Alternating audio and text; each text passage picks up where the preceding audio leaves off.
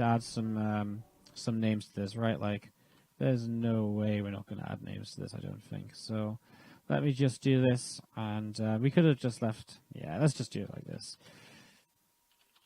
I don't like doing it in different ways, so I feel as though this is probably just going to be easier. So let's put Jim down here, if I can ever actually move the thing the correct way. Let me make my XSplit bigger. That's always a problem. I always try and do this with my XSplit, like, not minimize, but like in like smaller mode, you know, like so that I can, like, it doesn't take as much of my screen and stuff. And I always just get to this point where I'm like, well, why am I doing this to myself? Why don't I just maximize it? And I maximize it, and I'm like, oh, it's almost as though it's so much easier if you maximize it. Like, isn't that crazy? It's like magic. All right, we're not just going to double a Jim. We're just going to put this under here. Obviously, it's not Jim versus Jim. It's Jim versus Sleep. I'm about to fix that. Boom. All right, perfect. All right, we should be good then, guys. So, let me just very quickly reset a couple of windows. Perfecto. All right, let's do this then. Let's introduce our players. We're going to kick things off to the top left side of the map, where we are going to be starting with our blue Protoss player who comes in from Invictus Gaming. Let's hear it, guys, if you're cheering on Jim. And down to the bottom right-hand side, our red Zerg player. Let's hear it if you're going to be cheering on from Team Leifeng. It is Sleep. So a Korean player who we see in a fair amount of online tournaments, but has not really made as much of an impact as, say, some of the other... I hesitate to call them online Koreans, such as Tails. Well, I had, you know, maybe Tails, but like Alive and Keen, also online Koreans who have great results offline as well. So hard to really call them online Koreans. But lately they've been playing a lot of online cups, and Sleep as well. But Sleep does not quite have the same sort of results as the rest of those Koreans. So it'll be interesting to see how he does here today. Last time he played against Jim, I do believe Jim won 2-0. Sleep is a regular here in the SGL, the Leifeng Cups as well, and you know, he always seems to like take a couple maps and maybe take a series, but he never really seems to make it through to the playoffs. So it's always a little bit unfortunate for him. Like, he just never seems to make it quite far enough or into that next stage of the competition, you know. He always just seems to hit a little bit of a wall, which is obviously unfortunate for him. And as we set up into this, guys, look to see what's going to be happening as we go in to game number 1. I mean, right from the get-go, nothing too crazy. You know, we can see right away here that this is just some very standard probe scouting and some Zerglings chasing down the probe and so on and so on. So nothing too crazy. This probe going to pop up in towards the main base, and I mean, there's a going to pop a pylon down as well. Adept pops out, Stalker about to pop as well, and Jim will be able to start shutting this down. Looks as though Jim went for the Nexus first in the double gate. I didn't quite pay attention. I'm sorry. I was just busy fixing up the names from the overlay, of course. So I think it was the Nexus first based on the timing here. As we're just going to be seeing this Stalker just moving around a little bit. There's a Adept sitting in the wall as well. And there's a Twilight Council on the way up as well. As we start to see exactly what this build might be from our Protoss player. Actually, a robot facility coming down super soon afterwards. And we're going to be seeing a... well, yeah, we're going to probably be seeing a... kind of a Dark Shrine-based opening here, I think. So Dark Shrine probably going to be coming in. And probably into those Archon drops in the early stages. We do have the Roaches, just so Roach Roaring coming down. And the natural expansion. A couple of people asking what the schedule is going to be. Actually, going to see Resonate Glaives on the way. But people asking which matches will be when. So we're going to start with Jim Sleep right now, of course. We're going to go into Ryung versus Sleep after that, followed by Ryung versus Jim and Ryung versus Creator.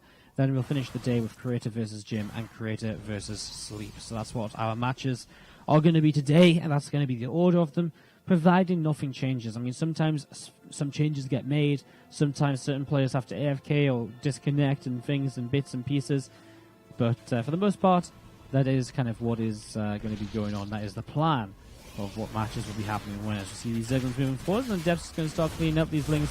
They're not going to have too much issue at all. Roach is on the way behind this. I mean, 35 drones, so it's quite a commitment to some Roaches right now. I mean, he's really far behind on workers, mostly because he made these Zerglings. If he didn't make these Lings, it would have been fine. So the Roach is coming up.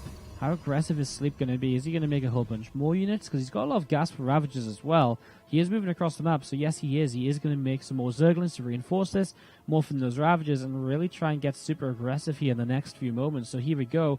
Roaches, Ravagers, and Lings are going to be looking to bust in the next few minutes of this. A few Adepts going to be sitting around on this ramp as well as these units gather together. And as those first few Ravagers coming on in, we'll have gas for one more Ravager in just a second here. There it is. And he morphs it in immediately. So one more Ravager, 5 in total, as he gets ready to attack the front. Now Resonant Glaive's about to finish. The big thing that will help defend, though, is the Dark Shrine. With a Dark Shrine up, you're so safe against these attacks because the Zerg player doesn't have a lair. And without a lair, you don't have mobile detection. And DTs will eventually just shut this down no matter what. More Lings on the way, but this does not look good for Sleep as the first DT gets warped in. This is going to start forcing Sleep backwards. The DT comes in, starts to swipe away.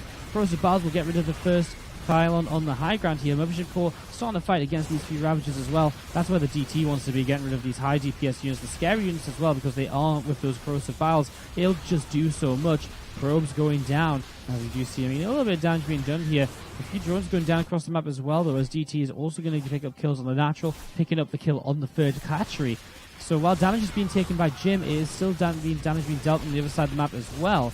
There's one DT that's around over here, still swiping away, coming up at 12 kills and counting, and still just swiping away at Zergling after Zergling.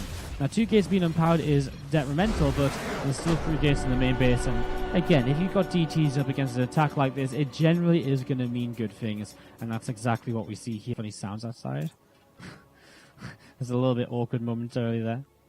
A little bit awkward. Alright, let me just change the names around, guys, because the players have swapped position here. And it really bothers me when, like, if, like, you know, on this map, for example, Jim's on the south side of the map, it really bothers me if you have the pros player on the top side of the score on the bottom then. So let's do this. Let's see what's going to go on. It's going to be to the bottom side, our red Protoss player from Invictus Gaming. Let's hear it, guys, if you're cheering on Jim. And to the top side of the map is going to be our blue Zerg player from Team Leifeng. It is Sleep.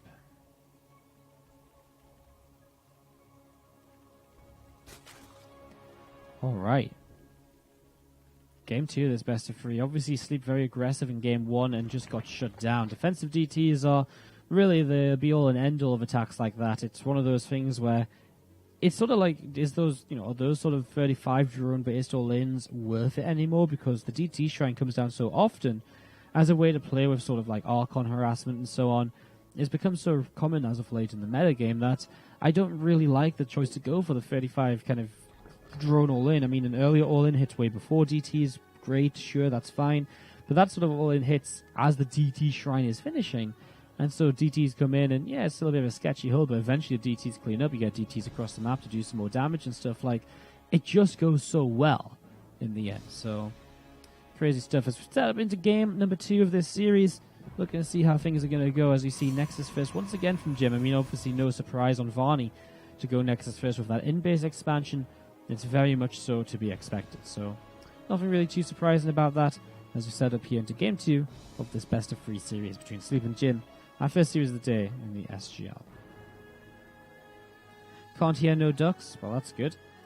That's what I realized, actually, this new microphone. I should have done this so long ago. Got a microphone that isn't a studio mic. It would have, I mean, you probably still would have heard the dogs barking, but it would have been nowhere near as loud. Because even if I just moved it a little bit away from my mouth, like, look how much quieter I become, right? Like, it's absolutely insane the difference it makes. So, it's really crazy. Like, I can't quite believe it. What's up, Sayuri, as well? Quality looks great so far. Awesome. How are you doing today? Hope you're good. It's also great to see you at Home Story Cup once again, as it always is. Always a pleasure. Let me just rotate my microphone a little bit. Now that I've moved my microphone away to make a point, now I can't get it back in the right place, so god damn it. God damn it. Alright, anyways, new test carapace is coming on up here from Sleep, as we're going to see a Zerglin going down the left-hand side of the map. A Zerglin will take the watchtower as well. So a couple of Zerglins just around here right now. We're going to be seeing the Overlord to the left, Overlord in the center as well. How about some in-game music? The in-game music's on. You guys might not be able to hear it because I messed around with it a bit too much before. I'm going to do another sound check again tonight. I mean, we're just going to do kind of keep on fixing the sound over the next few days until we get it perfect, obviously, so... Again, it's just one of those things. We'll just have to keep on fixing it until we do get it perfect. So just bear with us over the next few days and we'll get everything set up correctly. But this time we definitely have the potential to get everything correct. I mean, on my old setup, it was at this point where I literally could not make the sounds any louder because I just couldn't hear myself cast. Whereas now I can actually fix that and I can change my own volume separately from what you guys hear, which is fantastic. And that's actually a bit of a game changer. So it means that, again, it's just improvements to the stream, basically. So, again, hope you guys enjoy. It just might take a few days for us to properly get it all set up. So, we'll keep working on it day by day. We'll get there in the end. Stalker here is shutting down this Overlord right from the get-go. So we're going to start taking a little bit of damage. You can see Warp Prism is on the way up. So Warp Prism being Chrono boosted out here from our Pros player. So that's coming out here nice and quickly as we're going to be seeing this Zergling just moving over to the right-hand side. Having a little bit of a check around to see what's up and what's going on. A few more Zerglings here from Sleep as well. Just going to be moving around to see what else they can get up to. Lair is about halfway done, and Resonating Glaives coming on in from our Pros player too. And the Dark Shrine once again. 4 more gates. Wow, I'm very aggressive with this. I mean, this is exactly what he did in the last game. I think he went to 5 gates last time, but 6 gates, I mean, very similar idea. Just going to be super aggressive with an Adept, basically Adept all in, with DTs to follow it up. So Jim being aggressive, as his opponent was in the last game. Now, there's Spore Crawlers on the way up, so that will help a lot against these initial Dark Templar. Lair finishing too, so DT shouldn't be too much of an issue unless we have that typical sort of Adept shade into the main base, and as the units chase the Adepts to the main, the DT's coming in like snipe the Spore in the third. But even then, there's a Lair up, so Overseer should be a thing, and that should help as well. But still potential for DTs. I mean, there's always the chance that there's just not detection in position, you can out-position your opponent, and so on and so on. I mean, there's always chances, right? So we'll see how this goes as we see it moving up to the top side of the map. Some more Adepts warping in. Sleep has a pretty good read on this, though. He's got a lot of Lings, a lot of Roaches, Queens too. I feel as though he's got plenty to defend this with. I would just like to see that one Overseer coming in. It would help so much, as obviously there is a nerf on these Adepts now, so their vision on the shade is very much so decreased. So it does make it a little bit harder for them to decide to commit in or not. And it does make these Adepts a little bit weaker in a lot of ways we see them. I'm going to just trade with the first few zones there. We'll get an example of this now, so you can see these Adepts, they really can't see basically anything unless they're literally on top of the army. It's a really interesting change. Obviously just really limits how much you can see with these Adepts. Which sort of hurts super early game against Scout in terms of scouting, but past that it actually makes kind of Adept attacks much harder to execute, because it means that you're not, you're much more at risk when you shade on in. He's going to be seeing a few Lings getting picked off here. These Adepts going to shade up this ramp. Still not going to commit into this, just picking away at the front. 2 DTs now warping in from that Warp Prism. And they may just walk straight into Archons to help out. Actually just going to go and walk by these Roaches. And I guess he might just try and pick off that Spore Crawl straight away, but there's no Overseer overhead, so this is it. He's just going to start splitting things up. DT's actually get away to the sides. The Adepts do move in towards the main base. Damage starting to be done. Queen goes down. Ling's starting to fall as well as some more drones will continue to take some damage here. Adepts will now shade in towards the natural expansion too. And as we're going to be seeing these, this Queen taking a little bit of damage as well. Some more Zerglings running forwards here. And the Ling's continuing to get cleaned up as these Adepts now going to shade back up in towards the main base. Roaches and Lings continue to try and trade as 6 workers killed. Some more will go down now as well, but how much damage is overall going to be done by Jim? Is it enough to win the game? Well, he is 19 workers up, so has a lot of these Adepts alive. One of the main issues with Adept attacks is when you sort of run out of Adepts, they all get killed off, and you find yourself you killed a lot of economy, but your opponent just already has a large army, and they just counter-attack and win. But, I mean, these Adepts are staying alive for so long, it doesn't really look as though that's happening. DTs have taken down the Spore in the third, so it's exactly as you mentioned, as units distracting the main base and natural. The DTs come in at the third base. They kill the third base off, and Jim looks to be taking a very quick and simple 2-0 here in the SGL Cup number 6 Group A, which is an important win for him, because obviously if he's going to be going up against Young and Creator, you have to imagine that picking up a win against Sleep, arguably the weaker opponent in this group, then he's going to be in a bit of a better position to maybe move on through. GG's. Cross player wins again. Jim 2-0.